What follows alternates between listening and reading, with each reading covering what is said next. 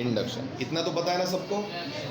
अब एक काम कीजिए बच्चों, just keep quiet and give your maximum concentration on board, because आज वे ऑप्टिक्स का लास्ट डे। इतना तो पता है ना सबको।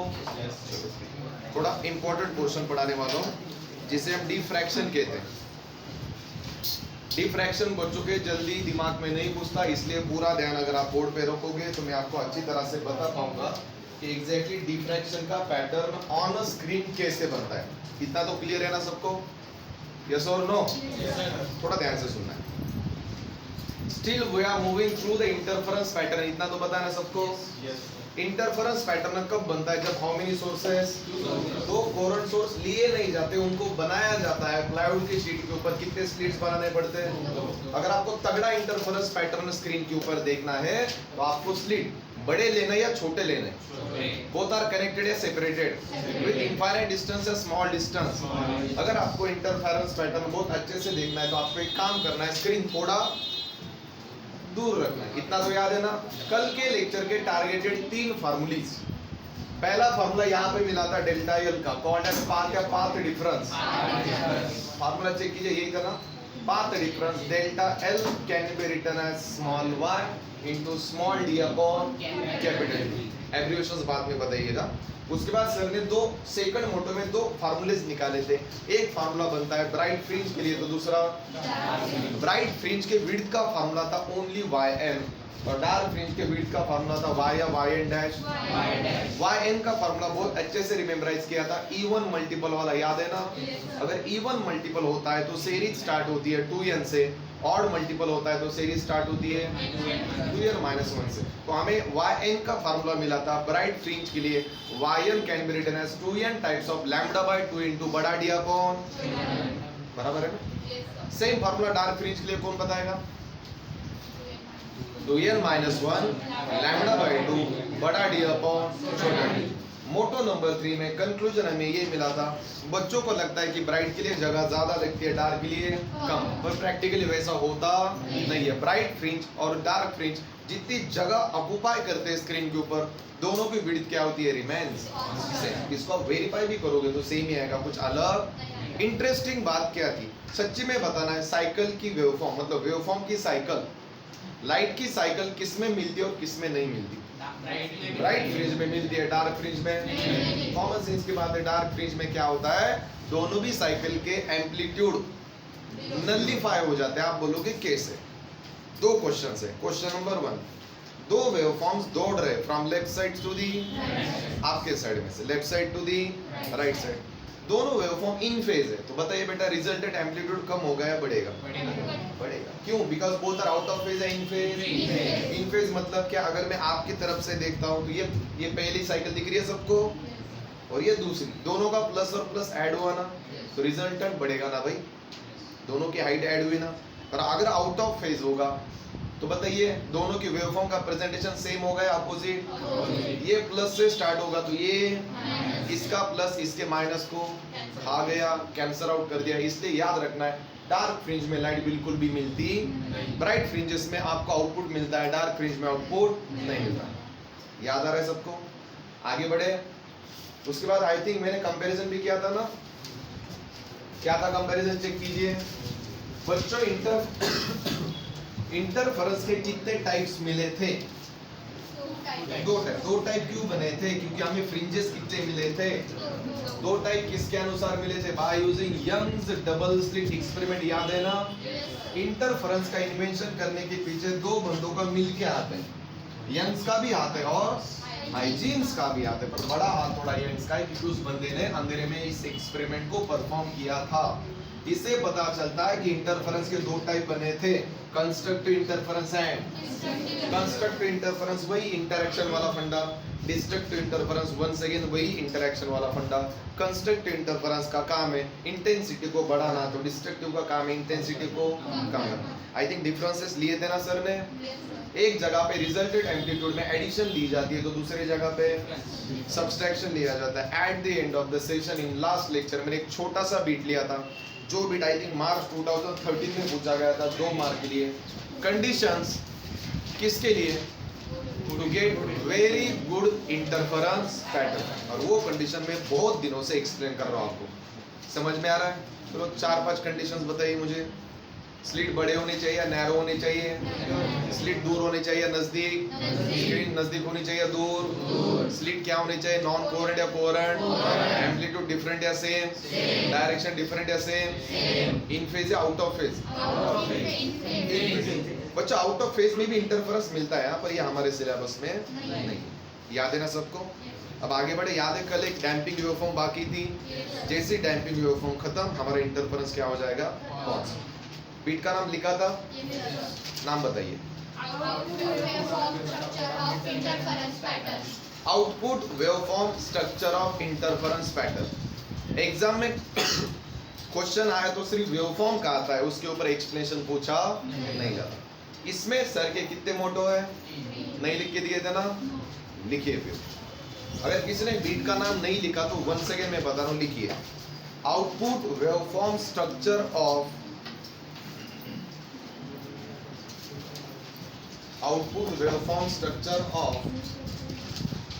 Interference pattern.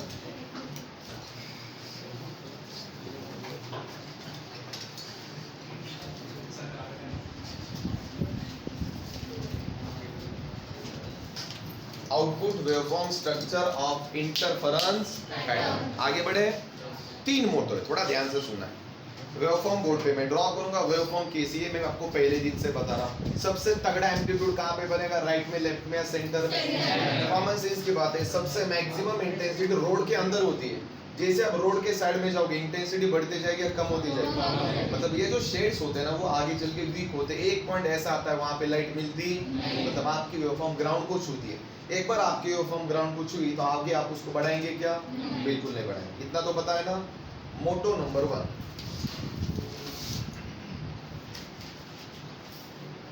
आराम से लिखिए। नंबर 1, 3 कंसेप्ट्स आपको इस वेवफॉर्म में मिलेंगे। Number 1, central maxima. थोड़ा फास्ट लिखना है बच्चों, क्योंकि टारगेटेड पोर्शन मुझे एंड करना है। Number 2, secondary maxima. And number 3, secondary any guess? Minima. ये तीनों भी कंसेप्ट्स वेवफॉर्म से निकलते हैं, इसको अलग से रट्टा नहीं मारा जाता। जिस बंदे को वेवफॉर्म पता है वो बंदा आराम से इस 3 बिट्स को एक्सप्लेन कर सकता है। Central maxima, secondary maxima and secondary minima. आगे बढ़े। Next line. According to Young's double slit experiment,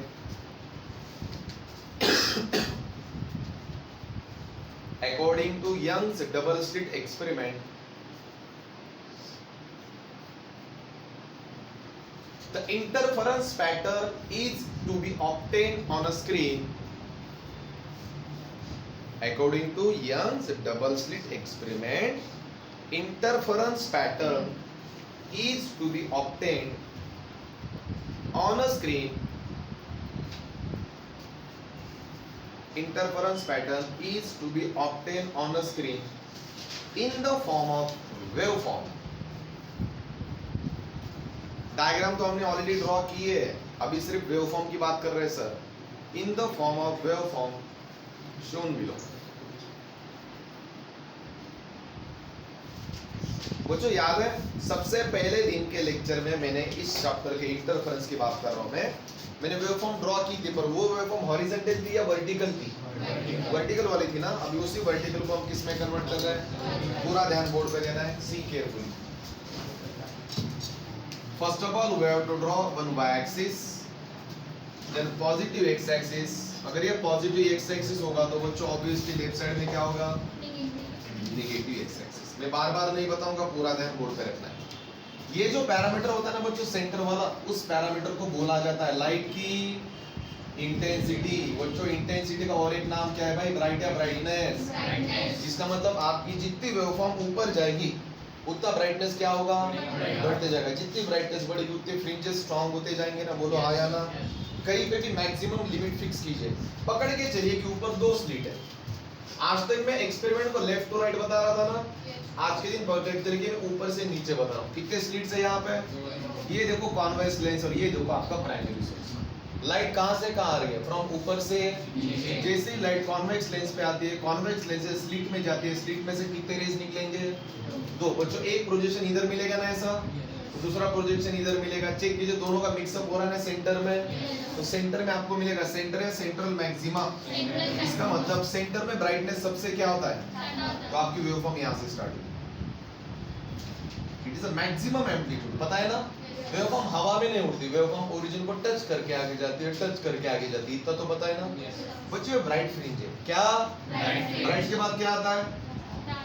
dark के बाद once again, then once again, ये आगे क्या होगा? एक पॉइंट ऐसा आ जाएगा कि आपकी वेवफॉर्म जंप नहीं करेगी। अगर जंप नहीं करेगी तो इसके आगे लाइट मिलती है, तो बच्चों से नो लाइट कंडीशन कहा जाता है। इतना तो याद आ रहा है ना? और बच्चों इसी का रिफ्लेक्शन कहाँ पे मिलता है? फ्रॉम राइट साइड टू कुछ अलग होगा क्या? मेरे हिसाब से नहीं होगा। ये फर्स्ट, ये सेकंड जंप और ये थर्ड जंप, इसके आगे आपको लाइट मिलेगी क्या? अब बच्चों इसके नाम सबसे ज्यादा इंपॉर्टेंट, थोड़ा ध्यान से सुना। ये सेंटर वाला इंटरेक्शन ओरिजिन होता है, इतना तो पता है ना? ये फर्स्ट, ये सेकंड, ये थर्ड और ये fourth. This is first, this is second, this is third and this is fourth. नाम कैसे देने हैं? राइट साइड की जितनी भी वेवफॉर्म होती है वो पॉजिटिव एम्पलीट्यूड के फॉर्म में होती है, तो लेफ्ट साइड वाली राइट साइड में जो भी वेवफॉर्म बनती है वो पॉजिटिव वेवलेंथ के फॉर्म में शो किया जाता है। पॉजिटिव वेवलेंथ को किससे शो किया जाता है? एफसी या लैम्बडा से। तो बच्चों इसको लिखा जाता है प्लस लैम्बडा अपॉन ए प्लस 2 लैम्बडा अपॉन ए प्लस 3 लैम्बडा अपॉन ए। आगे क्या होगा? ये कंटिन्यू। यही सेम डिजिट आपको लेफ्ट में कॉपी करना है, प्लस की जगह पे लिखना है minus lambda upon A minus 2 lambda upon A minus 3 lambda upon A and so on. इतना तो क्लियर हो गया। अब सर का टारगेट है, सर को इस वेवफॉर्म पे कितने पैरामीटर शो करने हैं? सबसे पहला क्या है? दिखा सबको? ये जो सबसे हाईएस्ट एम्पलीट्यूड यहाँ पे पजेस होता है, उस हाईएस्ट एम्पलीट्यूड को बोला जाता है सेंट्रल मैक्सिमा। में जितनी इंटेंसिटी मिलती है ना, उतनी इंटेंसिटी आपको पूरे स्ट्रक्चर में कहीं पे मिलती। आगे बढ़े, चलो बताइए बच्चों सेकंड क्या है? Secondary maxima. ऑब्वियसली मैक्सिमा मतलब ट्रफ हो गया, क्रिस्टी होगा। बट तो यहाँ पे टोटल सेकेंडरी मैक्सिमा कितने? ध्यान से सुनना है, 1 2 एंड इसको निकालते हैं। पहला, दूसरा एंड तीसरा, इन तीनों को सर मिलके नाम दे रहे हैं। कौन सा मैक्सिमा भाई?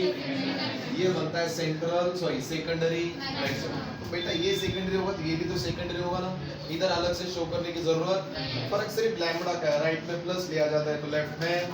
तो ये हो गया, ये हो गया। अब क्या बचा? सेकेंडरी मैक्सिमा क्रिस्ट को रिप्रेजेंट करता है, तो मिनिमा ट्रफ तभी मिलता है जब वेवफॉर्म ग्राउंड को छूती है। तो बच्चों जाहिर सी बात है, यहाँ पे भी एक पॉइंट मिला, यहाँ पे भी एक पॉइंट मिला, यहाँ पे भी एक पॉइंट मिला, यहाँ पे भी एक पॉइंट मिला। क्या आप समझ रहे हो?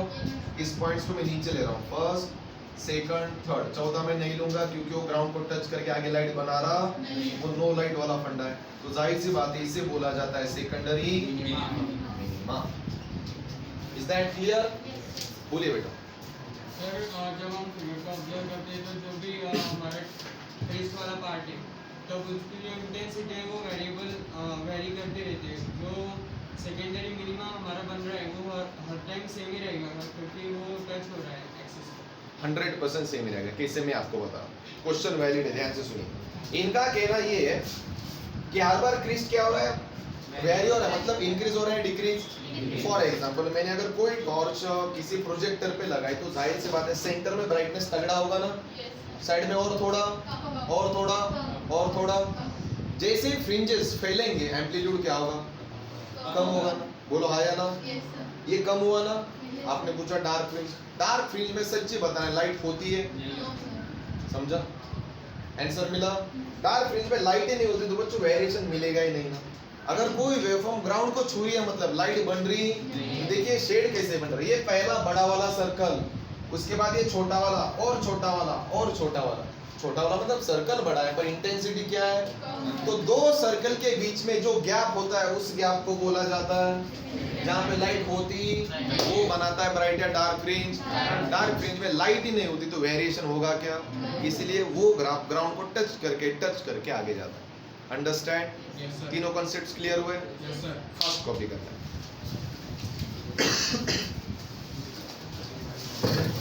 start diffraction. Just keep quiet and copy the waveform.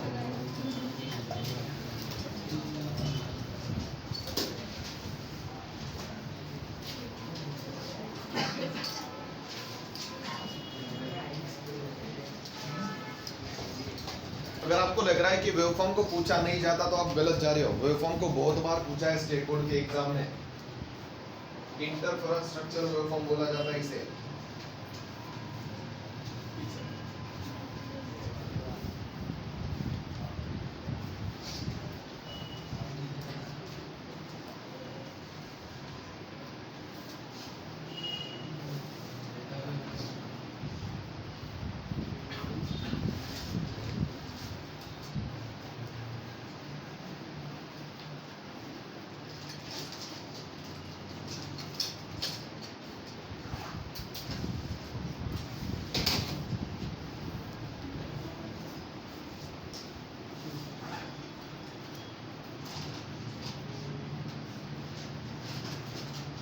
उधर आंसर मिला ना आपको?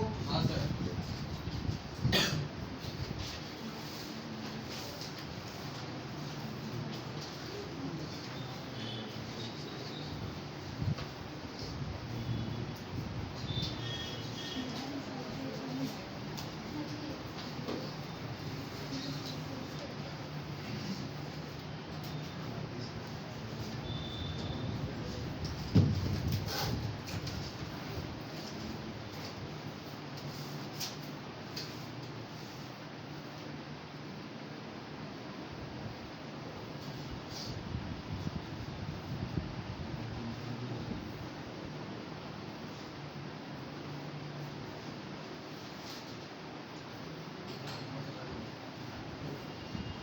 ये वर्ड्स ना आपको पता होनी चाहिए। Secondary maxima, secondary minima, central maxima.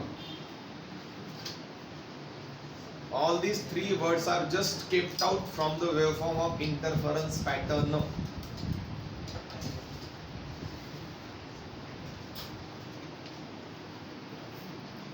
ये तीन ही जंप दिखाना, ऐसा नहीं आप चार भी दिखा सकते हो। सिर्फ ज्यादा मत शो कीजिए क्योंकि उतने ज्यादा जंपिंग नहीं प्रोड्यूस करता हूँ। शायद मेरी सबसे सेम वेवफॉर्म आपको स्टेट बोर्ड के बुक में भी दिखेगी। एट द एंड है इसका प्रेजेंटेशन वहां पे।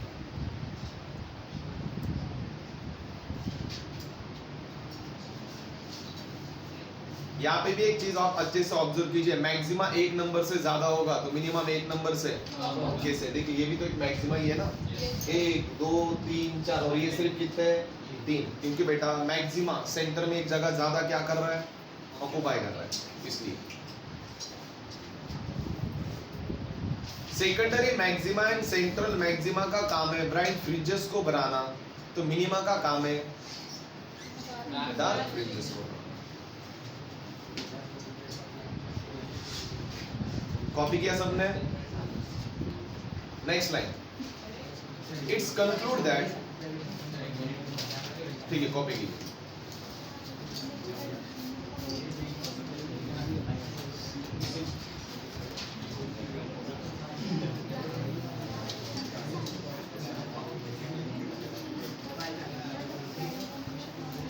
It's conclude that, keep quiet.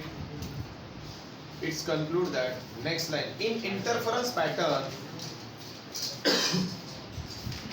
it's conclude that, next line, in interference pattern, the maximum intensity of light is to be obtained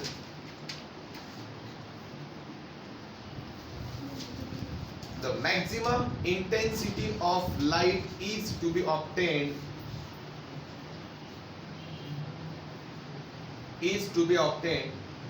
at the center of screen. Am I right? Yes. At the center of screen, named as, बताइए बेटा, central maxima. Very good. Named as a central maxima. पहला point हो गया। Next line, similarly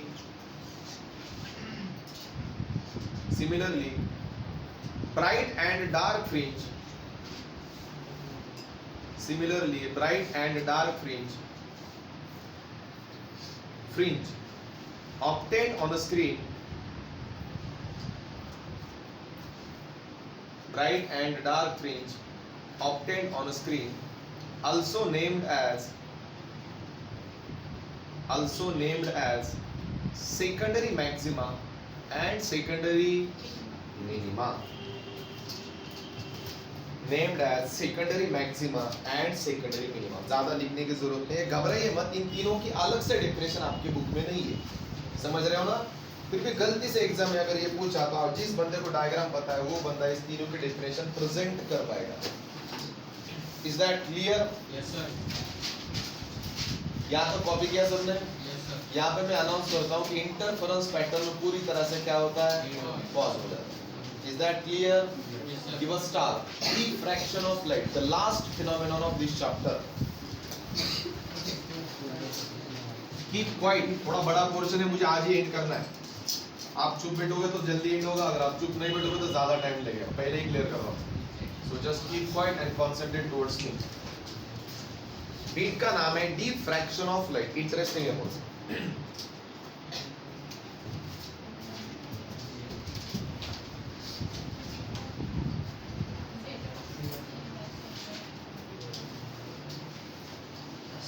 बच्चों ध्यान से सुनना. जब मैंने आपको इंटरफेरेंस नाम का वर्ड अनाउंस किया था तो माइंड में एक लिटिल बिट कंसेप्ट तो आ गई हुई कि यार कुछ भी करके दो लाइट को क्या करना है? मिक्स करना. समझ रहे हो ना? सोचिए, अगर मैंने आपको एक जस्ट डिफ्रैक्शन का वर्ड बताया तो कोई गेस कर सकता है डिफ्रैक्शन का मतलब क्या होता है? ट्राई तो कीजिए, गलत तो गलत, उसमें क्या? डिफ्रैक्ट मतलब सेपरेट. और कोई? सेपरेट मतलब एग्जैक्टली का दो लाइट सेपरेट होना. एक लाइट का मिक्स होगा, एक लाइट का मिक्सअप सेपरेट होगा. और कोई? डिफ्रैक्शन का एग्जैक्टली मीनिंग क्या होता है? डिस्ट्रैक्शन पता है सबको? डिस्ट्रैक्शन का मतलब क्या होता है exactly? For example distraction and diffraction में इतना कोई बड़ा फर्क नहीं. मैं दोनों को कंबाइन करके बता रहा हूँ, मैक्सिमम टाइम के लिए आपको रिमेम्बराइज रहेगा कि डिफ्रैक्शन होता क्या. बच्चे गेस कर लेते हैं इंटरफेरेंस का मतलब क्या है? दो लाइट का मिक्सअप करना. बच्चों को लगता है डिफ्रैक्शन का मतलब क्या है? अगर दो लाइट मिक्स हो सकते हैं तो दो लाइट सेपरेट भी तो हो सकते हैं ना. तो बच्चों को लगता है कि दो लाइट का सेपरेशन मतलब क्या होता है? डिफ्रैक्शन. ये ऐसा बिल्कुल भी नहीं है, 1% भी नहीं है. डिफ्रैक्शन मतलब, मेरे लिए एक वर्ड याद रखिए जिसे हम डिस्ट्रैक्शन कहते हैं. डिस्ट्रैक्शन मतलब होता क्या है? मैं मेरे स्टडी टेबल पे पढ़ाई कर रहा हूँ, मेरे साइड में मोबाइल है, अचानक मोबाइल में मैसेज आ जाता है, मोबाइल की स्क्रीन ऑन हो जाती है. तो कॉमन सेंस की बात है, ऑटोमेटिक हमारा ध्यान किधर जाएगा? मेरा पूरा ध्यान सेंटर पे था, मेरे रेफरेंस बुक के ऊपर, अचानक मेरा ध्यान इधर गया. थोड़ा ध्यान से देखिए, हम आगे फोकस कर रहे थे ना. लाइट का मेन फोकस आगे होना चाहिए था, पर लाइट का सारा फोकस आगे जाता है, पर 10 या 20% जो फोकस होता है वो साइड में भी स्प्रेड होता है ना. मतलब लाइट भी डिस्ट्रैक्ट होती है, और उस डिस्ट्रैक्ट होने के प्रोसेस को ही बोला जाता है क्या? छोटा सा एग्जांपल बता रहा हूँ, ध्यान से सुनना है. डिफ्रैक्शन बुक में से जल्दी क्लियर नहीं होता क्योंकि बुक्स में इसके डायग्राम ही नहीं है. मैं पहले ही क्लियर कराऊं. लगे तो आप गूगल पे सर्च कीजिए डिफ्रैक्शन, आपको एक भी डायग्राम नहीं ऐसी दिखी गूगल के इमेजेस पे जो आपकी कंसेप्ट क्लियर करेगा. सो ध्यान से सुनना है. रात में कोई बंदा जस्ट टू व्हीलर चला रहा है, ऑब्वियसली टू व्हीलर को एक ही फोकस होता है ना. अब मैं दो फोकस नहीं लेने वाला क्योंकि मैं इंटरफेरेंस बढ़ाने वाला नहीं. अभी बात हो रही है सिर्फ एक फोकस की, टू व्हीलर की. पूरे अंधेरे में बंदा रोड पे गाड़ी चला रहा है, फॉर एग्जाम्पल बुलेट है. फोकस बड़ा होता है ना, प्योर सर्कुलर होता है, इतना तो पता है ना. स्फेरिकल वेव फ्रंट बनता है, उसे इतना तो पता है. बुलेट से हेडलाइट में से फोकस निकला, फोकस को ऐसे बनाया जाता है, ऐसे अलाइन किया जाता है, ऐसे फिक्स किया जाता है कि उसका जो फोकस होता है वो रोड के सेंटर में पड़े और थोड़ा दूर पड़े. है मैं राइट? तो उसका सेंटर में फोकस पड़ता है. उसका बिल्डअप डिजाइन ऐसा होता है कि रोड हाईलाइट होना चाहिए, साइड की चीजें हाईलाइट होकर कुछ मिलने वाला. अगर आप साइड की भी चीजें हाईलाइट करने की कोशिश करोगे तो आपको वहां पे कॉम्प्रोमाइज करना पड़ेगा. आपको सेंटर का पार्ट ज्यादा ब्राइट दिखेगा. हाँ, अगर आपको साइड का भी पार्ट हाईलाइट करना है तो दो फोकस इधर से लगाइए. समझ रहे हो ना? मतलब आप एक फोकस का यूज करके एक ही पार्ट को हाईलाइट कर सकते हो, सारी चीजों को एट ए टाइम हाईलाइट. तो मेरा कहने का इंटेंशन क्या है, जब बुलेट रोड पे चलती है फोकस सेंटर में पड़ता है ना, तो वो सेंटर वाला जो पार्ट होता है वो सबसे तगड़ा फ्रिंज बनता है, उसे ब्राइट फ्रिंज बोला जाता है. क्या? पर उस फ्रिंज को यहाँ पे एक अलग नाम से पुकारा गया है. जो पार्ट इल्यूमिनेट हो रहा है, जो पार्ट ब्राइट हो रहा है, जो पार्ट हाईलाइट हो रहा है, उस पार्ट को हम इल्यूमिनेटेड एरिया कहते हैं. कौन सा एरिया? एक वर्ड मिल गया. कौन सा एरिया? जो बंदे को दिख रहा है. पर नॉर्मली क्या होता है, जब फोकस रोड पे पड़ता है ना, तो आपको पता है सारा फोकस रोड पे नहीं पड़ता भाई, थोड़ा फोकस डिस्ट्रैक्ट होता है, मतलब साइड में थोड़ा थोड़ा इल्यूमिनेशन होता है ना, वो जो डिस्ट्रैक्ट वाला पाथ होता है जो साइड में जा रहा है, मतलब आपकी लाइट डिस्ट्रैक्ट हो रही है ना, डिस्ट्रैक्ट हो रही है मतलब आपकी लाइट क्या हो रही है, वहां पे सम अमाउंट ऑफ डिफ्रैक्ट हो रही है। और जब लाइट साइड में भी जाती है जहां पे नहीं जानी चाहिए, ऐसा एरिया जो लाइट के सेंटर में होता है वो इल्यूमिनेटेड एरिया होता है, और लाइट डिस्ट्रैक्ट होके साइड के एरिया में जाती है, और वो जो साइड का एरिया होता है उसे ज्योमेट्रिक एरिया बोला जाता है। तो डिफ्रैक्शन है क्या? डिफ्रैक्शन का मतलब क्या है? जब लाइट की थोड़ी इंटेंसिटी ज्योमेट्रिक एरिया में एंटर करती है जो करनी नहीं चाहिए, इस पूरे प्रोसेस को क्या बोला जाता है? डिफ्रैक्शन। नहीं समझा? और एक बार बताता हूँ, ध्यान से सुनिए। पता चल रहा है कि सचिन तेंदुलकर बैटिंग कर रहे हैं, वो तो रिटायर हो गया फॉर एग्जांपल, आगे से बंदे ने फुल टॉस डाल दिया, बराबर। कॉमन सेंस की बात है, कोई भी बैट्समैन क्या करेगा, बैट्स को ऐसे हैंडल करेगा कि बॉल और बैट का इंटरेक्शन इतना तगड़ा होना चाहिए ना, इतना भयानक कोलिजन होना चाहिए कि बॉल उसी डायरेक्शन में वापस ग्राउंड के बाहर जाना चाहिए। गलती से क्या हो गया, टाइमिंग गलत होगी, बंदे ने बैट को थोड़ा स्विंग कर लिया और बैट को बॉल सेंटर में नहीं लगा तो थोड़ा कॉर्नर में लगा। जैसे ही बॉल कॉर्नर पे लगता है तो बॉल की direction with in micro second क्या हो गई, मतलब अभी तक बॉल ऐसे आ रहा था, with in micro second bombarding के बाद बॉल की डायरेक्शन क्या हुई, लाइन की तरफ देखिए, ये बॉल ऐसे आ रहा था ना, बाद में डायरेक्शन क्या हुई, डिस्ट्रैक्ट हुआ ना।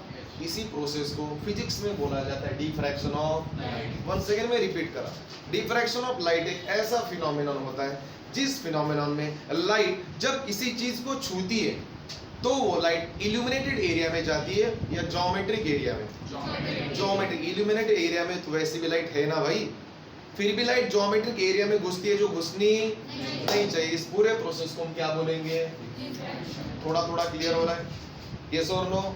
अब मुझे बताइए, अगर मुझे तगड़ा डिफ्रैक्शन चाहिए तो मिनिमम कितने सोर्सेज चाहिए?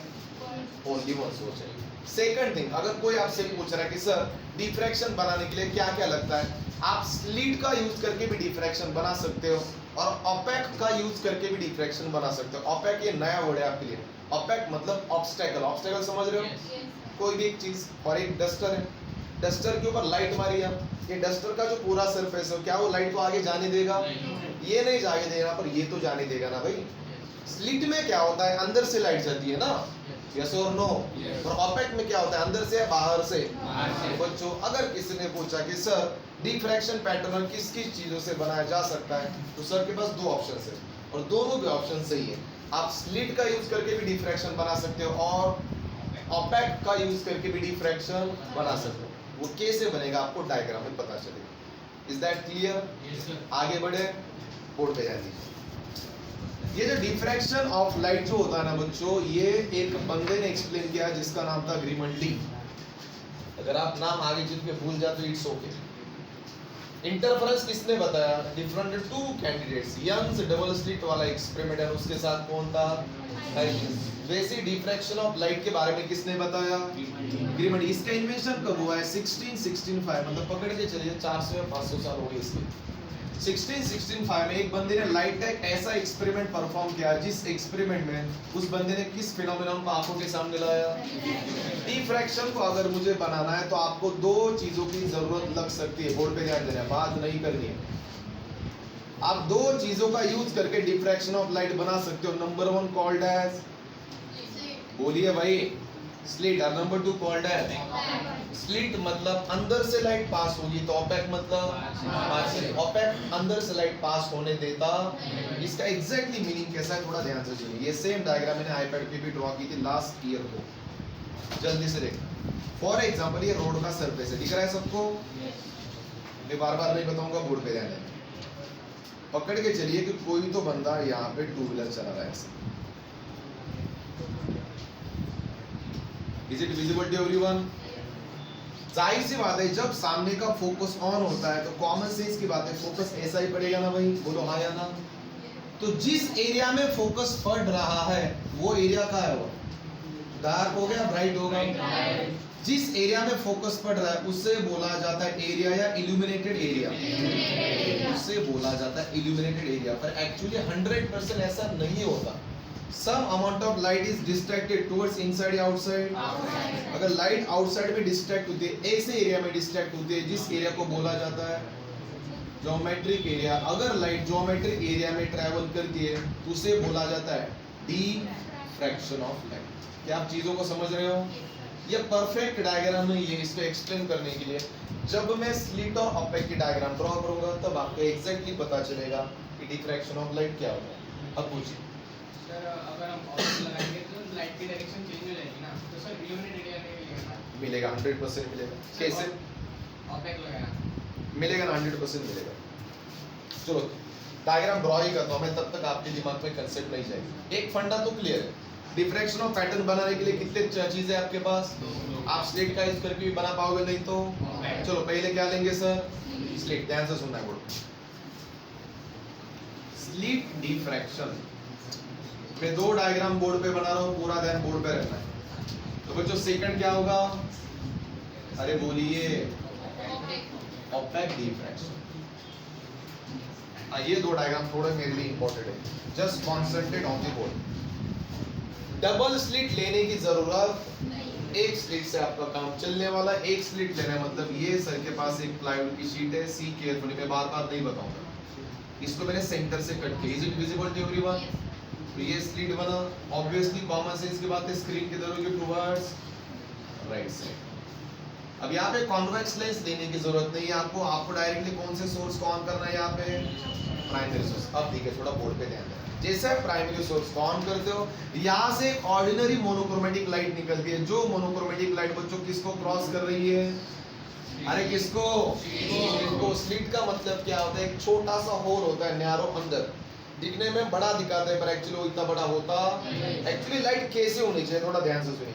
जब लाइट इसमें से गुजरती है ना, जब यहाँ से रेस निकलती है ना, तो ये रेस सीधा आगे जानी चाहिए ना ऐसे, और आगे ही जाएंगे ना ऑब्वियसली। मतलब यहाँ से जब लाइट निकलती है ऑर्डिनरी पाथ में, तो मैक्सिमम एरिया कवर करते आगे। जब ये मैक्सिमम एरिया कवर करते आगे, तो ये अंदर का जितना भी पोर्शन होगा वो क्या होगा, ब्राइट होगा। तो उसे बोलूंगा मैं कौन सा एरिया, ऑब्वियसली होता है इल्यूमिनेटेड एरिया। अब देखिए डिफ्रैक्शन एग्जैक्टली होता क्या है, सी केयरफुली। जब भी लाइट किसी एज को टच करती है, यहाँ से दो रेस निकले, ये तो रेस है ही ऑब्वियसली, और दो रेस पकड़ते हैं। यहाँ से एक रे इधर निकला ऐसे, यहाँ से एक रे इधर निकला ऐसे। सर ने क्या बोला था, सर ने एक बैट्समैन और एक बॉलर का एग्जांपल दिया था। जब बॉल किसी एज को लगता है तो बॉल की डायरेक्शन क्या होती है, सेम फंडा यही पे भी होता है। When any monochromatic light which touches to the edge of the slit, जब भी कोई लाइट एज को टच करती है तो लाइट डिस्ट्रैक्ट होती है। डिस्ट्रैक्ट होती है मतलब वो खुद की डायरेक्शन क्या करेगा, तो जैसे वो डायरेक्शन चेंज करेगा, आपके लाइट का some amount of portion spread होता है इनसाइड या आउटसाइड। अगर ये ऊपर आउटसाइड में भी स्प्रेड होगा तो बच्चों नीचे भी होगा ना। इसका मतलब अंदर का ब्राइट मिल रहा है और उसके साथ थोड़ा ग्लो कहाँ मिल रहा है, उसके बाहर। और ये जो बाहर का जो एरिया रहता है ना बच्चों, इस बाहर के एरिया को बोला जाता है कौन सा एरिया, डिफ्रैक्टेड। मतलब कौन सा। और बेटा ये प्रोसेस क्या है, ये ऐसी प्रोसेस है जिस प्रोसेस में लाइट किसी एज को टच करके स्प्रेड होती है इनसाइड या आउटसाइड। पर कब, जब क्या होगा, स्लिट। और वो लाइट एंटर करती है कौन से एरिया में, अगर लाइट किसी एज को टच करके ज्योमेट्रिक एरिया में स्प्रेड आउट होती है, इस पूरे प्रोसेस को बोला जाता है डिफ्रैक्शन ऑफ लाइट। इस डायग्राम में हमें कंक्लूजन क्या मिला, इल्यूमिनेटेड एरिया अंदर है तो ज्योमेट्रिक एरिया, तो ऑपेक में क्या होगा, उल्टा होगा। ज्योमेट्रिक एरिया अंदर होगा तो इल्यूमिनेटेड एरिया, आप बोलोगे कैसे, बोर्ड पे ध्यान देना। ये हमारे पास स्क्रीन। ऑपेक का मतलब क्या होता है, ओपन सेक्शन और क्लोज सेक्शन, ये ऑपेक है। फॉर एग्जांपल पकड़ के चलिए कि मैंने प्राइमरी सोर्स के आगे एक मोबाइल रख दिया, is it visible to everyone. अरे ऑपेक का मतलब ऑब्स्टेकल होता है। ऑब्स्टेकल का काम है लाइट को पास होने देना या पास नहीं होने देना। देखिए बच्चों, जैसे यहाँ से लाइट निकलती है, सी केयरफुली, यहाँ से लाइट निकलती है, ऑब्वियसली लाइट इधर तो बेंड होगी, नहीं आएगी, नहीं इधर आएगी, क्या नीचे नहीं आएगी। ये लाइट सीधा आगे जाएगी इधर, ये लाइट सीधा आगे जाएगी इधर। इसका मतलब बच्चों ये अंदर आपको लाइट दिखेगी, ये सारी लाइट आपको इधर दिखेगी ना, यस और नो। इसका मतलब आपको इस साइड में लाइट मिलेगी, अंदर लाइट। तो ये जो साइड का जितना भी एरिया है वो कौन सा एरिया है, हाँ ये होता है इल्यूमिनेटेड एरिया। पर मैंने आपको पहले ही कहा था, जब भी कोई लाइट किसी एज को टच करती है, किसी एज को, तो लाइट क्या होती है, डिस्ट्रैक्ट होती है। लास्ट टाइम लाइट बाहर डिस्ट्रैक्ट हुई थी, इस बार कहाँ होगी, अंदर डिस्ट्रैक्ट होगी। इसका मतलब एक शेड ऐसा बनता है जो अंदर थोड़ा ग्लो बनाता है, और ये जो शेड अंदर होता है बच्चों, उस शेड को बोला जाता है ज्योमेट्रिक एरिया। दोनों में क्या डिफरेंस मिला, कौन बताएगा? If I use slit, light spread out inside or outside? Outside. But if I use the opaque, the light is spread out inside. और ये जो शेड बनता है किसी भी सरफेस के अंदर, उसी शेड को कौन सा पैटर्न बोला जाता है? Diffraction pattern. कुछ दिमाग में जा रहा है थोड़ा थोड़ा? डेफिनेशन बहुत इजी है, मैं 1 सेकेंड बता रहा हूँ। Diffraction of light was discovered by Grimaldi in 1665. Diffraction pattern की डेफिनेशन क्या है? ध्यान से सुनना है। जब भी कोई मोनोक्रोमेटिक और ऑर्डिनरी और अनपोलराइज्ड लाइट किसी एज को टच करती है, यू नो एज, कॉर्नर, किसी एज को टच करती है। एज किसका होता है बच्चों? एज एक तो होता है, नहीं तो ऑपेक हो। जब कोई मोनोक्रोमेटिक लाइट किसी एज को टच करती है तो लाइट डिस्ट्रैक्ट होती है, और डिस्ट्रैक्ट होके एक अलग से एरिया में चली जाती है, उस एरिया को बोला जाता है ज्योमेट्रिक एरिया। जब लाइट डिस्ट्रैक्ट होकर ज्योमेट्रिक एरिया में चली जाती है तो छोटा सा एक ग्लो बनता है, और उसी ग्लो को हम क्या कहते हैं? डिफ्रैक्शन। थोड़ा थोड़ा दिमाग में जा रहा है? कोई दिक्कत? आगे बढ़े, नेक्स्ट टाइम क्या लिखा था उन्हें बताइए।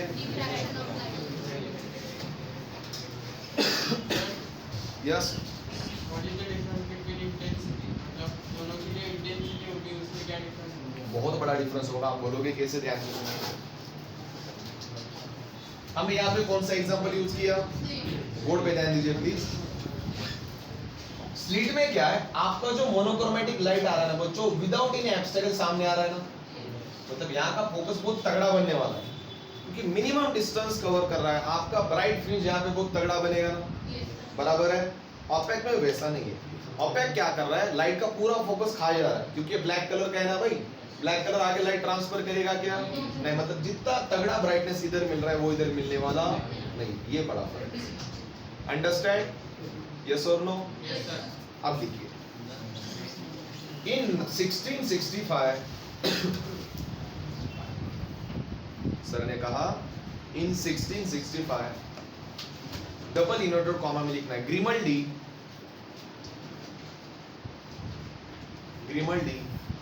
discovered a phenomenon. Grimaldi discovered a phenomenon called as diffraction of light. Called as diffraction of light. एक लाइन छोड़ना है, परफेक्ट डेफिनेशन लिखनी है। किसकी? Diffraction of light. डेफिनेशन पूछी जा सकती है, अच्छे से कॉपी कीजिए। और एक बार पूछता हूं आप सबसे, डिफ्रैक्शन ऑफ लाइट का मतलब क्या है?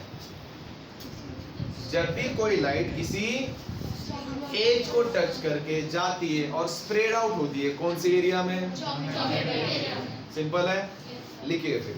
The bending of light, write down in double inverted comma, the bending of light near the edge of an obstacle,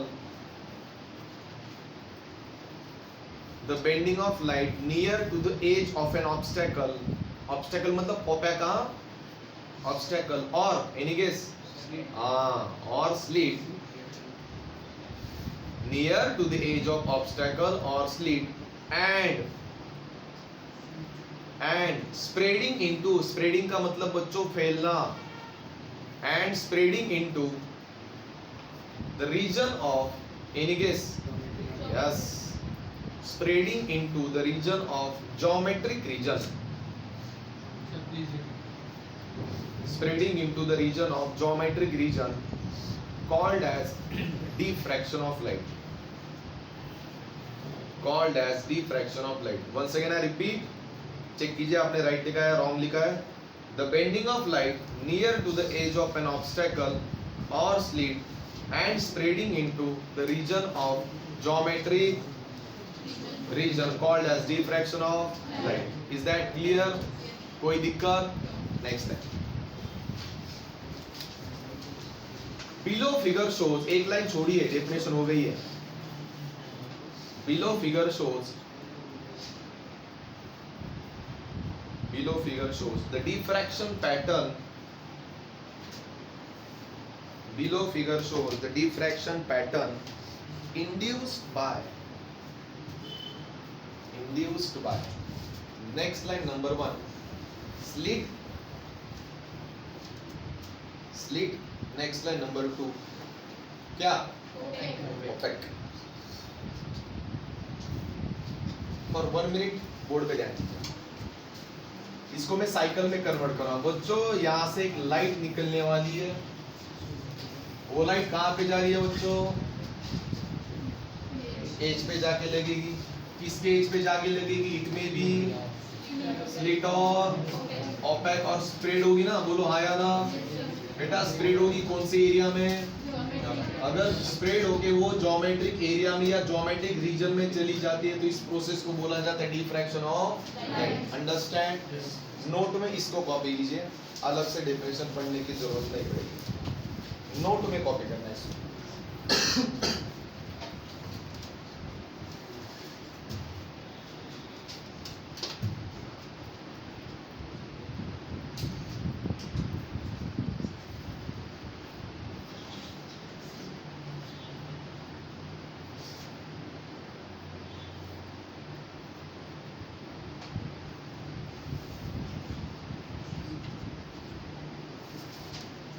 understand अब सुनिए 2 मिनट के लिए ये डायग्राम भी ड्रॉ करनी है जिस डायग्राम को देखते ही क्लिक होना चाहिए कि सर ने डिफ्रैक्शन ऑफ पैटर्न के बारे में क्या बताया था ये डायग्राम एग्जाम में ड्रॉ करने की जरूरत it is for just understanding अगर एग्जाम में क्वेश्चन पूछा वेटेज अगर तगड़ा हुआ तो ये 2 डायग्राम ड्रॉ करने अदरवाइज ये डायग्राम ड्रॉ नहीं करें इस डायग्राम में थोड़ा ध्यान से सुनना है डिफ्रैक्शन ऑफ लाइट का मतलब क्या है आपको जो लाइट स्प्रेड हो रही है इनसाइड या आउटसाइड आउटसाइड स्प्रेड होने के बाद एक पाथ बनता है उस पाथ को बोला जाता है डिफ्रैक्टेड जहां पे लाइट सच्ची में आती है उसे बोला जाता है जहां पे लाइट स्प्रेड होती है उसे बोला जाता है इसी फंडे को मैंने यहां पे अच्छे से क्लियर किया अंडरस्टैंड तीनों भी फिगर फास्ट कॉपी करना है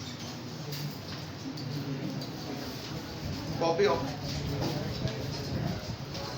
all these 3 figures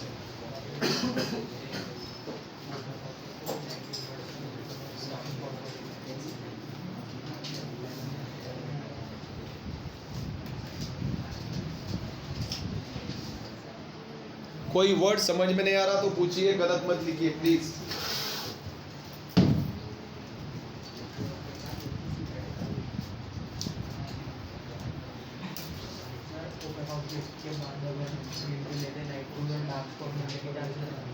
कहाँ पे बेटा हाँ सेंटर वाला ना पूरा डार्क 100%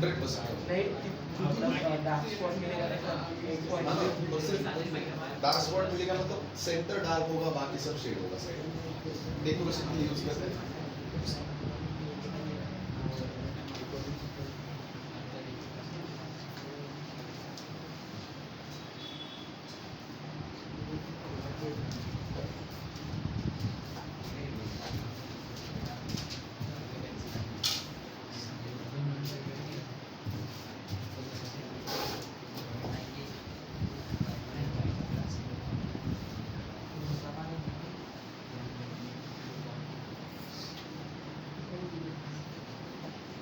ये 2 डायग्राम थोड़ा बेटर शो कीजिए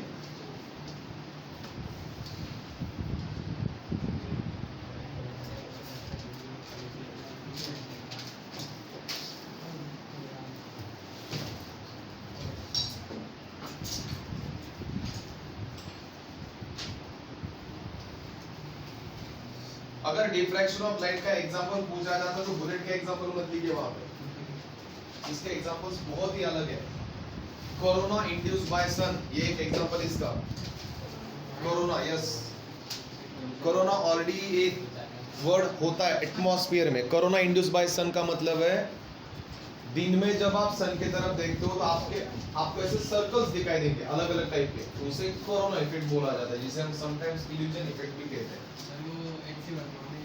यस यस मेंशन किया उसमें ये एनसीईआरटी के बुक में भी एग्जांपल नहीं तो रात में जब चांद का इल्यूमिनेशन आता है ना अर्थ के ऊपर तो शेड्स बनते हैं पता है आपको वो भी एक इसका ही एग्जांपल है डिफ्रैक्शन ऑफ लाइट का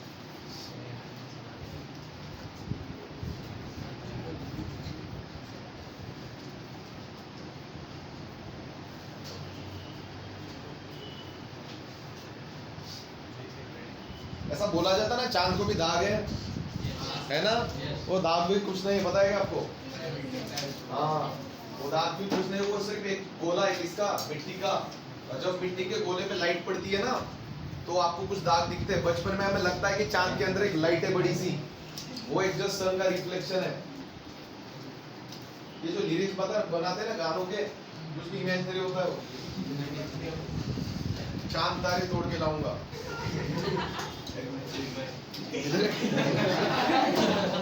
क्या?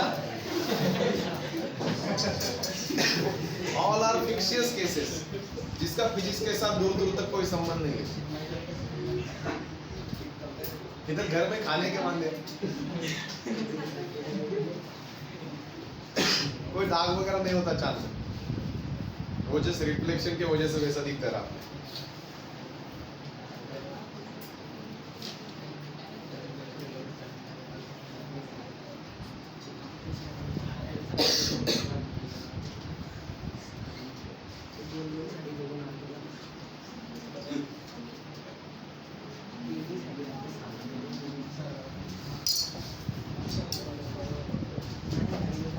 डिफ्रैक्शन का और एक तगड़ा एग्जांपल है इवनिंग को, जिसे हम सनसेट कहते हैं। जब सन पूरी तरह से हमें दिखाई नहीं देता, फिर भी सन के शेड्स यहाँ पे प्रेजेंट होते हैं अर्थ पे, पता है ना? शाम को परफेक्ट अंधेरा भी नहीं होता, दिन भी नहीं होता, वो जो आधे घंटे का स्पैन होता है ना, वो भी एक डिफ्रैक्शन ऑफ लाइट का एग्जांपल है।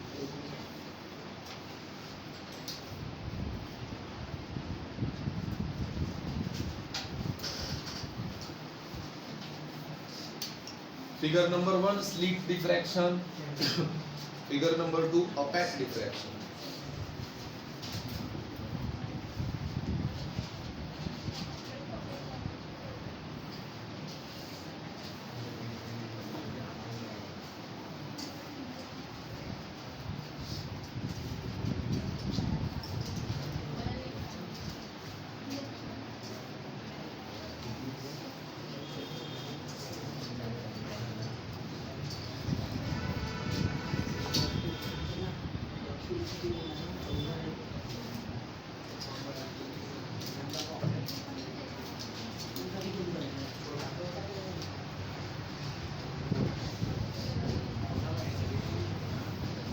Keep it fast. Upward.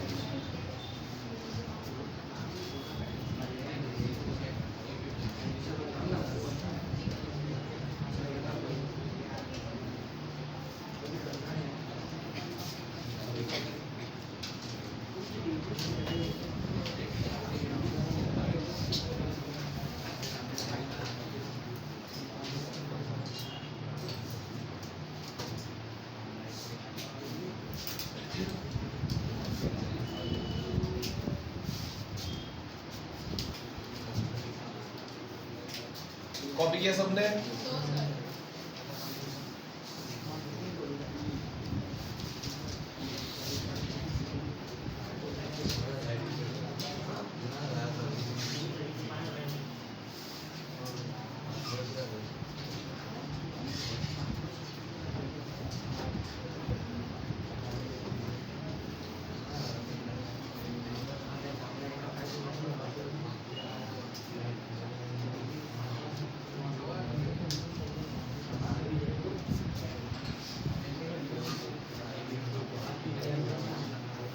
बाकी तो बाद में ड्रॉ कीजिए, ये डायग्राम वैसी ही रहेगी। आगे बढ़िए। Examples of diffraction. फर्स्ट, कितनी बात कर रहे हो? Keep quiet. Example of diffraction, बड़े बड़े एग्जांपल्स है, मैं जस्ट बताऊंगा, घर पे जाके कॉपी करना है, ऑलरेडी यहाँ पे सेव है, ठीक है? सुबह मैंने कुछ स्क्रीनशॉट भेजे थे, देखे क्या आपने चैट बॉक्स के अंदर? वो कल के आफ्टरनून बैच के लिए भेजे थे, वैसे ही इसकी भी भेज दूंगा मैं। वैसे आपको आज ऑप्टिक्स पार्ट 1 और पार्ट 2 के दोनों भी नोट्स मिल जाएंगे पीडीएफ के फॉर्म में, चलेगा? मैंने आपको बोला था चैप्टर खत्म होने के बाद भेज दूंगा। इसके एग्जांपल ऑलरेडी यहाँ पे है, दिख रहे सबको? एग्जांपल मैं बताता हूँ, घर पे जाके आराम से कॉपी कीजिए। एग्जांपल क्या है? बहुत सारे एग्जांपल है, एक एग्जांपल नहीं है। Corona shade induced by the sun. जब सन को देखा जाता है तो ऐसा लगता है कि सन के साइड में नंबर ऑफ सर्कल्स बन रहे हैं, एक्चुअली सर्कल्स होते हैं, उसे हम वेवफ्रंट बोलते हैं, समझ रहे हो ना? वो पहला एग्जांपल बन गया। दूसरा एग्जांपल क्या है, जब इवनिंग होती है सन नहीं दिखता फिर भी सन के शेड्स अर्थ पे क्या होता है, प्रेजेंट होते हैं, वो भी एक डिफ्रैक्शन ऑफ लाइट का एग्जांपल है। ऐसा देखा जाए तो रियल फिनोमेनन में बहुत सारे एग्जांपल्स किस फिनोमेनन से बिलोंग करते हैं, डिफ्रैक्शन ऑफ लाइट के एग्जांपल तो लिख पाओगे ना, तो एग्जांपल के लिए आपको क्या करना है, 7 लाइन स्किप करना है। एग्जांपल अलग से नहीं पूछे जाते, वो जस्ट मैं आपको बता रहा हूँ। 7 लाइन स्किप कीजिए और आगे बढ़िए। बच्चों इंटरफेरेंस के कितने टाइप्स थे, सच्ची सच्ची बता रहा, तो जाहिर सी बात है डिफ्रैक्शन में भी कितने टाइप बनेंगे। ऐसा क्यों, क्योंकि इंटरफेरेंस में 2 फ्रिंजेस मिले थे। मेरे तरफ देखिए, कितने फ्रिंजेस, ब्राइट एंड बेटा इधर भी कुछ ऐसा ही है, इधर भी 2 एरिया मिल रहा है। एक एरिया जो शेड हो रहा है उसे इल्यूमिनेटेड एरिया बोला जाता है, साइड वाला, और जो शेड नहीं हो रहा वो क्या होता है, तो जाहिर सी बात है फ्रिंजेस 2 मिलेंगे तो टाइप भी 2 मिले ना, तो इधर 2 एरिया मिले तो टाइप कितने मिलेंगे। पर इधर जो टाइप्स के नाम है ना, वो नाम किसी फिनोमेनन का नाम नहीं है, वो साइंटिस्ट का नाम है। फिर आप बोलोगे सर दोनों में सबसे बड़ा डिफरेंस क्या है, मैं दोनों के 3 डिफरेंस आपको बताऊंगा, 3 ही डिफरेंस आपको याद रखना है। Is that clear? जो पहला डिफ्रैक्शन बनता है उसे हम फ्रीजनल डिफ्रैक्शन कहते हैं, जो दूसरा डिफ्रैक्शन बनता है उसे हम फ्रैनहोफर डिफ्रैक्शन कहते हैं। फ्रीजनल एंड फ्रैनहोफर साइंटिस्ट के नाम है, ये किसी ऑब्जेक्ट के नाम नहीं है। मतलब इधर जैसे उधर कंस्ट्रक्टिव एंड डिस्ट्रक्टिव किसी ऑब्जेक्ट्स के या फिनोमेनन के नाम थे, वैसे इधर फिनोमेनन के नाम, दोनों का इन्वेंशन 2 अलग-अलग बंदों ने किया है, इसलिए दोनों ही बंदों का नाम यहाँ पे मेंशन है। अंडरस्टैंड? 7 लाइन स्किप किए सर ने, सॉरी सबने, give a star. Types of diffraction.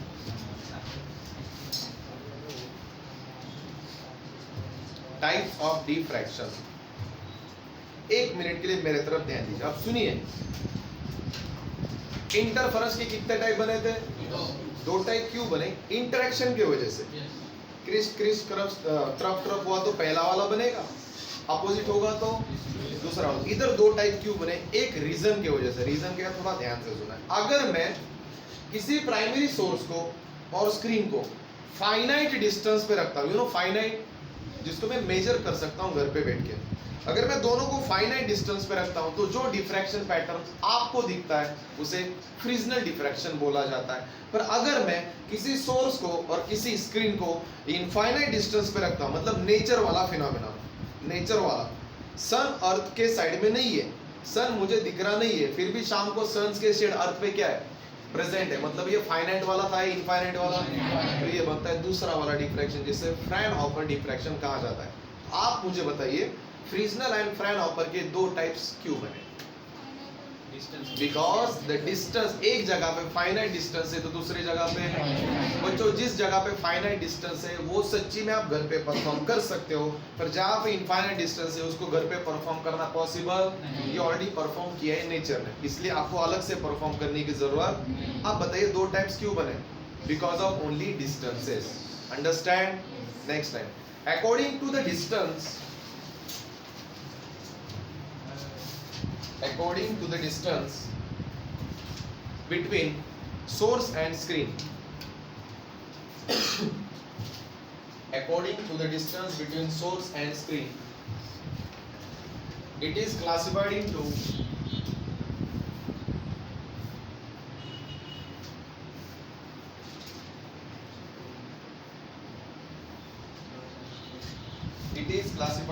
two types.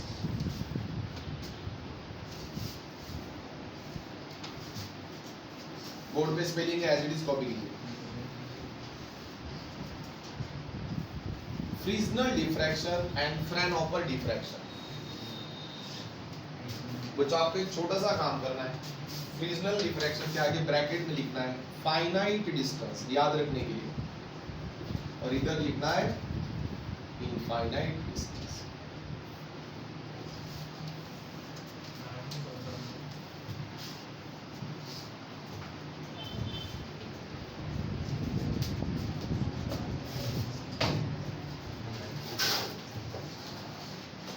Copy किया सबने? अब एक काम करते हैं, पहले को हाईलाइट करते हैं, देन दूसरे को हाईलाइट करते हैं, चलेगा? Skip 1 line. Number 1 Fresnel diffraction, थोड़ा फास्ट लिखना है, थ्योरेटिकल पोर्शन है। Number 1 Fresnel diffraction. बच्चों कौन बताएगा ये डिफ्रैक्शन पैटर्न कब मिलता है? जब source and screen finite distance पर रखा जाता है. Is that clear? नेक्स्ट है double inverted comma. Diffraction pattern in which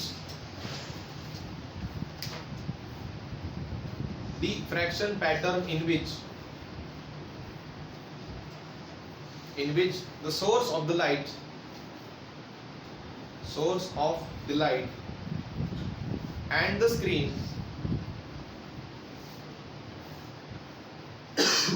source of the light and the screen are kept at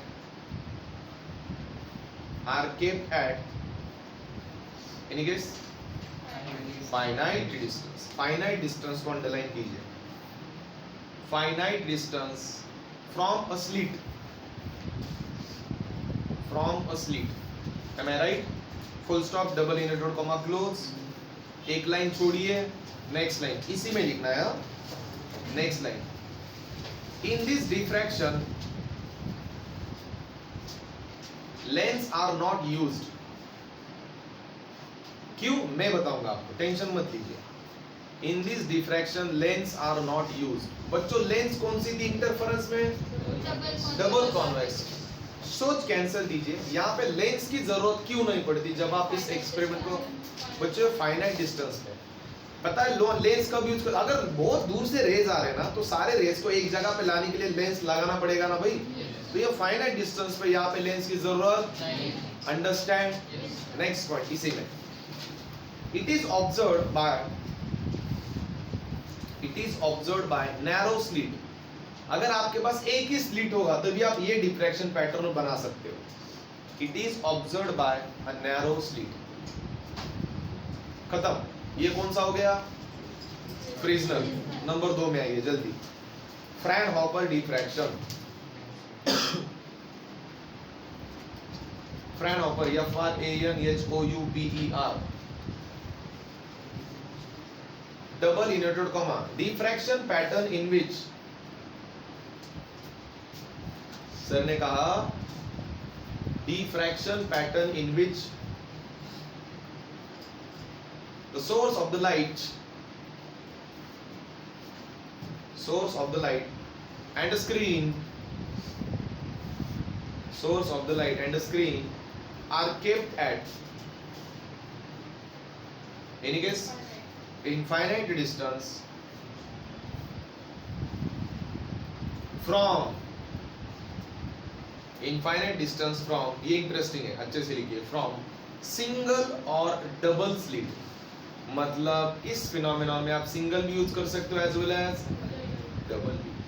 from single और double slit. Full stop, double inverted comma, close. कोई दिक्कत यहाँ आता?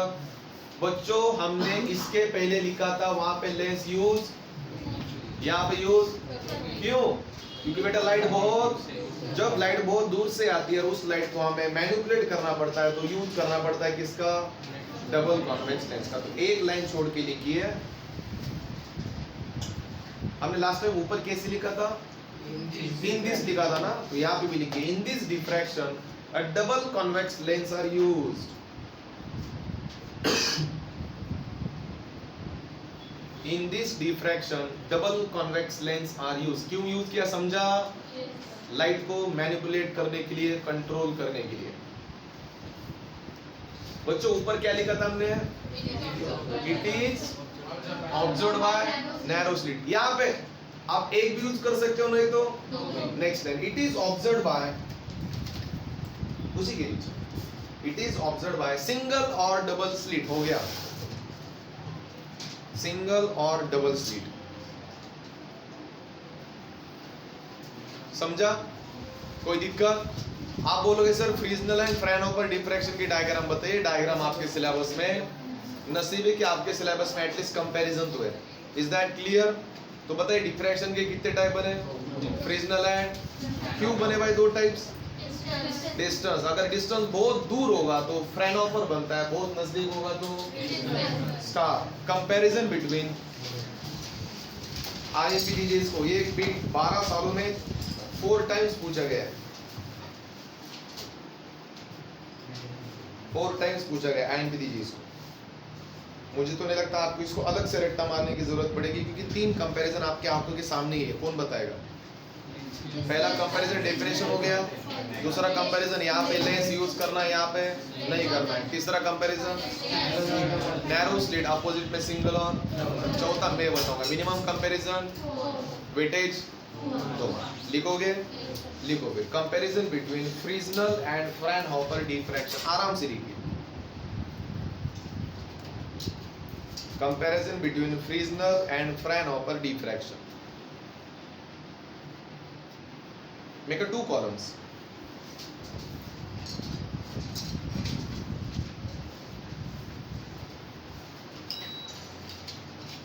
Write down in first column Fresnel diffraction.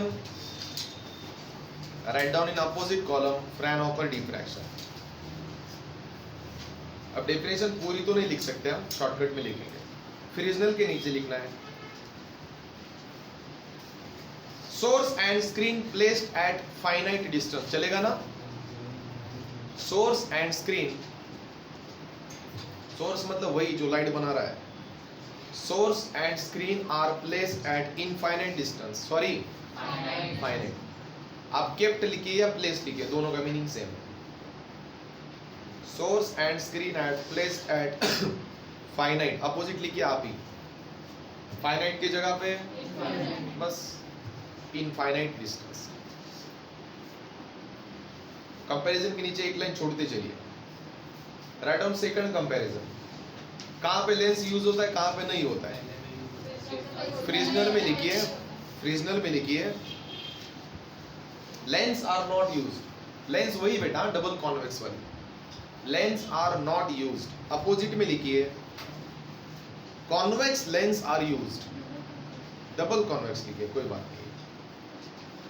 Opposite में लिखिए double convex lens are used. 2 हो गए ना? 3, तीसरा क्या था वही स्लिट वाला ना? It is observed by a narrow slit, narrow मतलब बहुत ही छोटा। It is observed by a narrow slit, slit समझ रहे हो ना, छोटा सा hole, narrow slit. Opposite it is observed by single और डबल स्लिट, कॉमा एक्सेट्रा भी दिया है इन्होंने यहाँ पे, मतलब और कुछ हो सकता है। It is observed by single और डबल स्लिट। अब ये चौथा कंपैरिजन मैं आपको बताना चाहूंगा, आपको ऑलरेडी पता है, सिर्फ आप ही मुझे बताना कि सर ऐसा क्यों है। लिखो, राइट डाउन नंबर 4, स्फेरिकल और cylindrical wave front are considered. Spherical और cylindrical wave front are considered. Sir वो सन की वेव फ्रंट प्लेन होती है इसलिए वो राइट। अपोजिट में only plane wave front are considered. Only plane wave front are consider, समझा कैसे? क्यों बेटा, कॉमन सेंस की बात है, जो फाइनाइट डिस्टेंस पे होगा वो 2 वेव फ्रंट बनाता है, कौन से? Spherical and cylindrical. और जो सन के लाइट बहुत दूर से आते हैं वो क्या बनाएगा? आपके बुक में ना 4 ही कंपैरिजन है, 4 कंपैरिजन के ऊपर एक भी कंपैरिजन नहीं है। दिख रहा है सबको? यस और नो? इसके एग्जांपल नहीं आपके सिलेबस में, अंडरस्टैंड? यहाँ पे आपका चैप्टर पूरी तरह से क्या होता है? Start. Last most wanted bit, अगर पेपर में मॉडरेट करूंगा तो मैं इस क्वेश्चन को डालने की जरूर कोशिश करूंगा। बिट का नाम समझ गया होगा। 2 फिनोमेनन थे, इंटरफेरेंस एंड, मैंने आपको बोला था 2019 में ये क्वेश्चन पूछा गया था, जा सकता है कंपैरिजन। ये क्वेश्चन आपको लिखना है, मैं नहीं बताऊंगा। गिव अ स्टार, आईएफपी लिखिए। क्वेश्चन कब कब पूछा गया है लिखिए, मार्च 2002, मार्च 2004, मार्च 2009, मार्च 2019। देखिए मार्च में ही पूछा गया है।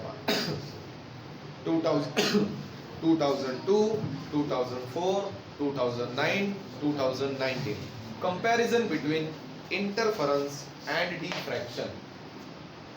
अब आपको इंटरफेरेंस और डिफ्रैक्शन इतने अच्छे से पता है तो आप 5 या 6 कंपैरिजन आराम से कर ही सकते हो। Comparison between interference and diffraction. चलो 4 कंपैरिजन बताइए कोई, दिन में जाने दो। ये कंपैरिजन में सेंड करने वाला हूँ, वहां से उठा लेना आप, चलेगा? पर लिखना इसको, लिखो इसको। जब आप at the end notebook open करोगे तो आपको ये दिखना चाहिए। कोई भी चार कंपैरिजन, पहला कंपैरिजन तो डेफिनेशन बन गई भाई। इंटरफेरेंस का मतलब क्या होता है? एक ऐसा पैटर्न जहां पैटर्न में दो लाइट एक दूसरे से क्या करती है? इंटरसेक्ट। अपोजिट में क्या लिखना है? सुनिए, डिफ्रैक्शन में क्या होता है? जब लाइट किसी एज को टच करती है तो स्प्रेड हो जाती है। कौन से एरिया में? कंपैरिजन नंबर 2, यहाँ पे दो कोरेंट सोर्सेज की जरूरत पड़ती है, यहाँ पे एक की जरूरत पड़ती है, दो की जरूरत नहीं पड़ती। नंबर 3, यहाँ पे bright fringe and dark fringe मिलता है, यहाँ पे bright and dark fringe. Number 4, यहाँ पे लाइट ज्योमेट्रिक एरिया में स्प्रेड नहीं होती, यहाँ पे ज्योमेट्रिक एरिया में स्प्रेड। नेक्स्ट, इंटरफेरेंस में यहाँ पे दो टाइप बन रहे थे, कंस्ट्रक्टिव एंड, यहाँ पे बनता है फ्रिक्शनल एंड फ्रेनल। समझ रहे हो? कौन सा बेटा? लेंस का नहीं आएगा, क्योंकि यहाँ पे लेंस दोनों तरफ भी यूज की थे हमने। हिसाब करके 5 या 6 कंपैरिजन आराम से लिख भी सकते हो। अगर आपको एग्जांपल लिखना है तो एग्जांपल को भी वहां पे आप कॉपी कर सकते हो। अंडरस्टैंड? कोई दिक्कत? अब सुनिए, बैग नीचे रख, तो मैं हूँ क्लास में।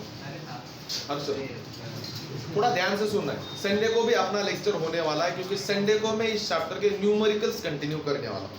Is that clear? अब थोड़ा ध्यान से सुनना है। जो हमारे near about 10 to 15 days waste हुए उसको कॉम्पेंसेट करना है मुझे। अब आप ही बताइए, इस चैप्टर का रिवीजन चाहिए कल के लेक्चर में, या मैं डायरेक्ट नए चैप्टर को स्विच करूं? हाँ? अब मैं मेरा ओपिनियन बताऊं? अरे बताऊं क्या? सुनिए, मैं इसका रिवीजन अपलोड करता हूं संडे तक। अरे अगर मैं इसका रिवीजन भी लूंगा तो मेरा कल का दिन पूरा वेस्ट हो जाएगा। आप समझिए इस बात को। आपको रिवीजन चाहिए ना, मैं संडे को दूंगा, चलेगा? सारे बच्चे प्रेजेंट होंगे, मतलब मुझे इस रिवीजन को 2 अलग-अलग बैचेस में रिवाइज करने की जरूरत नहीं पड़ेगी। सर वीडियो बना लिया तो फाइनल एग्जाम में भी काम आएगा ना? वही बोल रहा हूँ मैं।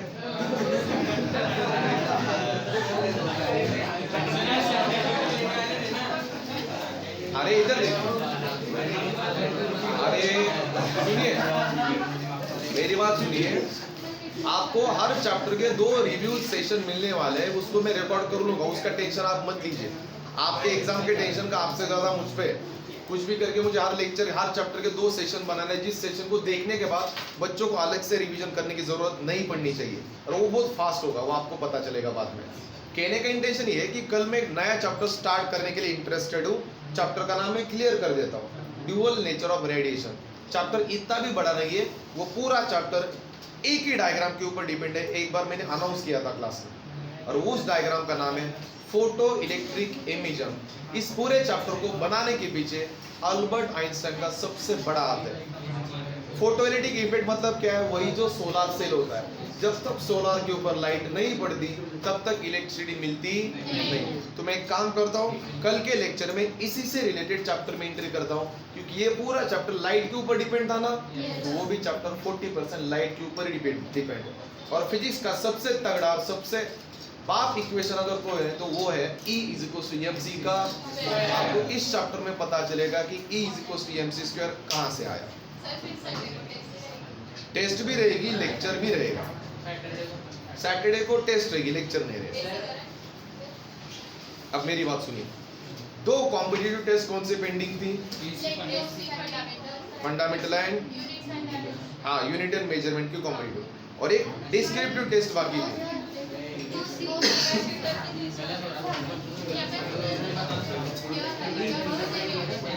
टाइम टेबल चेक कीजिए मोबाइल में।